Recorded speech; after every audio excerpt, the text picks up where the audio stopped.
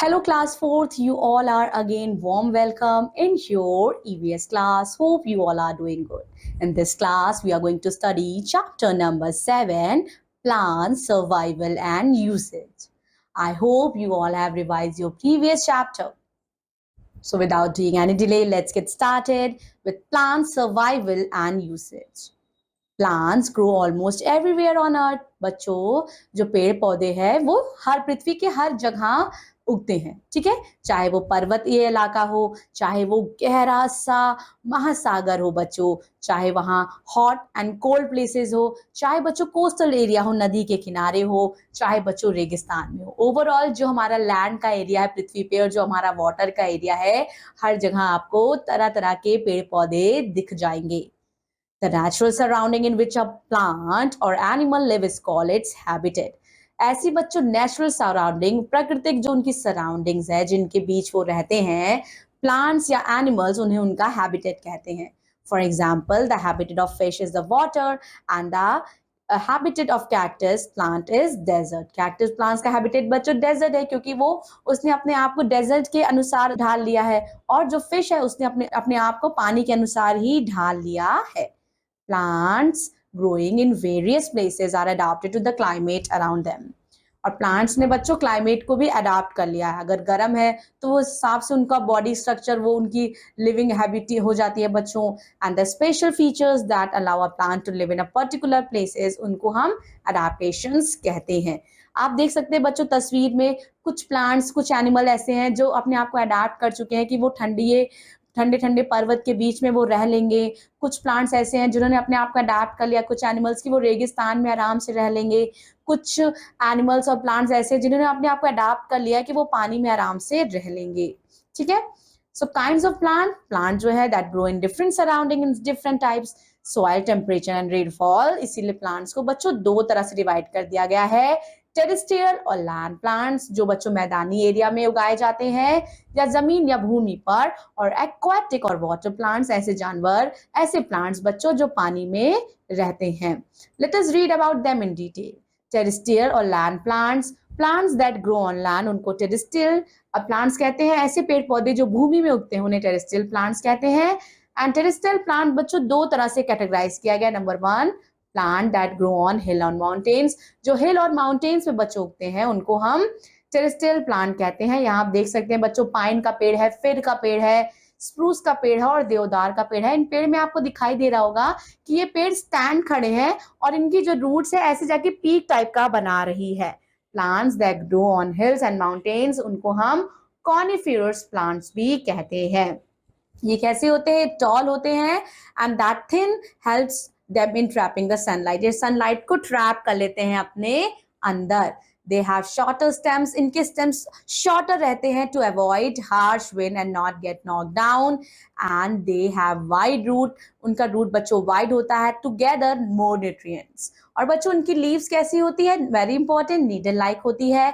They have cones instead of flowers. Instead which seeds grow. They have sloping branches which help snow to slide off easily. Due to their conical shape, they are also known as conifers. And they are generally, ज़्यादातर बच्चों ये evergreen रहते हैं, ये सदाबहार हमेशा हरे भरे रहते हैं, which means that they do not shed. ये अपनी पत्तियां भी बच्चों जब ऑटम पतझड़ आती है तो उनकी पत्तियां भी नहीं झड़ती है, ये हमेशा हरे रहते हैं। प्लांट्स बच्चों ऐसे जो मैदानी एरिया में उगते हैं, बनियन ट्री, नीम ट्री, पीपल और मैंगो। आप इनकी लीव्स बच्चों देख सकते हैं, अलग अलग तरह की लीव्स होती है प्लांट्स की। They have lots of leaves with many branches. इनकी पत्तियां बच्चों बिग होती हैं, ब्रॉड होती है और ये हेल्प करती हैं इवेपोरेट करने को, excess of water and keep cool.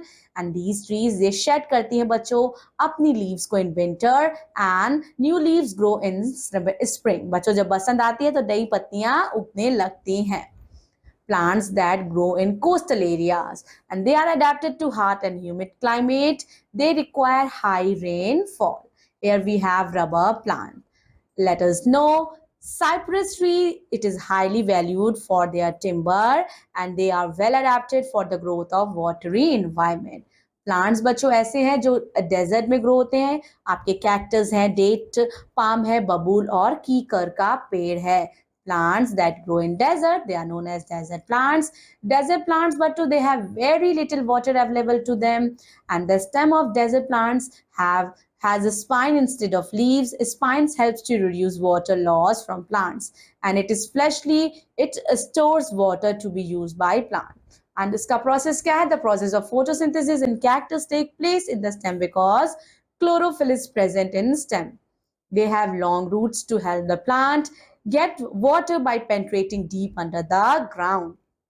अब बच्चों, ऐसे प्लांट्स जो दलदलीय क्षेत्र इलाके में पाए जाते हैं, the trees that are grow in marshy areas, वो है बच्चों मैंग्रोव्स, राइजोफोरा, ये कॉमन मैंग्रोव प्लांट है. Soil, marshy area have sticky and clayey soil that holds lots of water and very little air.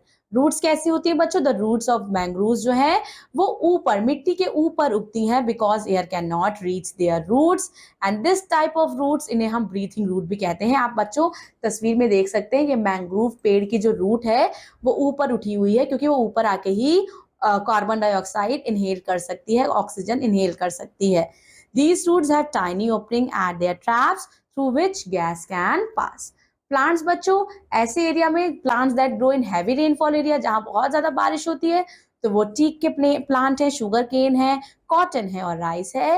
Plant that grow in heavy rainfall area are called evergreen plant because they are full of leaves and lush green round the year.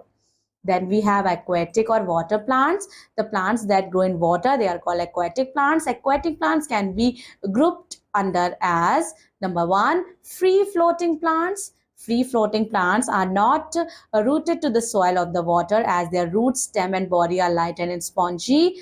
Duckweed, water lettuce, free floating plants, water hyacinth.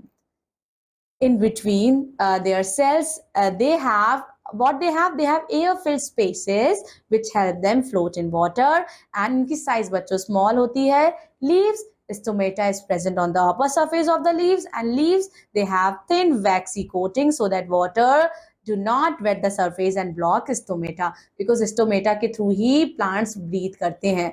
Fixed floating plants, we have lotus and water lily. Fixed floating plants होते हैं बच्चों, आप देख सकते हैं in plants की पत्तियां ऊपर होती हैं ताकि ऊपर से ये ऑक्सीजन ले सके. The stems are hollow and lightweight and help them to float, and the roots are long and rooted to the soil on the water bed. Leaves, the leaves are broad. Leaves broad होती है, waxing coating होती है उनमें. Waxing coating prevent करती है leaves को from rotting in water, and leaves have stomata only on the upper surface to help plants breathe. Underwater और submerged plants, ऐसे plants बच्चों जो पूरी तरह से पानी में रहते हैं, जैसे कि हाइड्रिला है और टेप ग्रास है. Let us know more. Water hyacinth is the world fastest growing aquatic plant. अब जो submerged aquatic plants होते हैं बच्चों, that grow under the water.